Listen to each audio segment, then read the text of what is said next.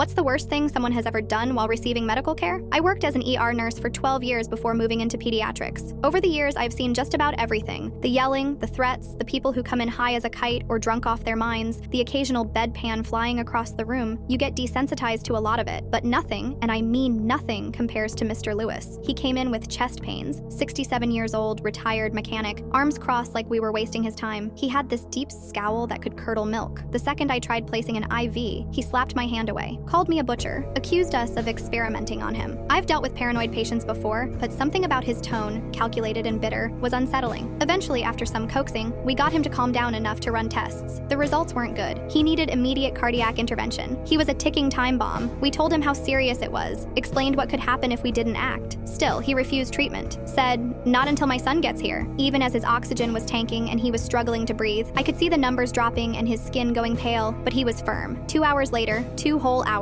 his son finally walked in. Mr. Lewis motioned him close and whispered something in his ear. Whatever he said made the son turn to us and demand we leave the room. Normally, we'd insist on staying, but this guy had already been threatening legal action earlier, and we didn't want to escalate things unnecessarily. So we gave them space. 5 minutes later, we come back, and suddenly, Mr. Lewis is agreeable. Just like that. No fuss, no argument. He says he's ready for the procedure. We prep him fast. During the procedure, right in the middle of things, he crashes, full code. We start resuscitation, compressions, meds, the whole team snapping into action, and through it all, his son, he's in the corner, not crying, not calling for help. He's holding his phone up, filming. That stuck with me. Something felt off. We got Mr. Lewis back, barely, but I couldn't shake that weird tension from the room. 3 days later, we found out why. I was served legal papers. So were 2 other nurses and the attending physician. Mr. Lewis and his son had edited the footage to make it look like we just stood there while he coded, like we ignored him. Their lawsuit claimed our negligence caused his cardiac event, and get this, it wasn't the first time. They had done this exact same thing at 3 other hospitals. File a lawsuit, demand a settlement, move on. What they didn't count on this time was that our hospital had upgraded all its security. Multiple cameras had captured every angle, hallway cams, trauma room footage, even audio. The cherry on top, one of the hallway mics picked up Mr. Lewis clearly instructing his son on what to film and how to make it look real. Word for word. Their case was thrown out immediately. But the thing that haunts me isn't the lawsuit. It's what he said afterward. As he walked past me in the hallway after the hearing, he stopped, looked me dead in the eye and said, "Next time, I'll find a better way." He wasn't embarrassed. He wasn't ashamed. He looked disappointed, like we'd foiled a business deal. Last I heard, he checked into another hospital across the state. I made a call, warned them what might be coming.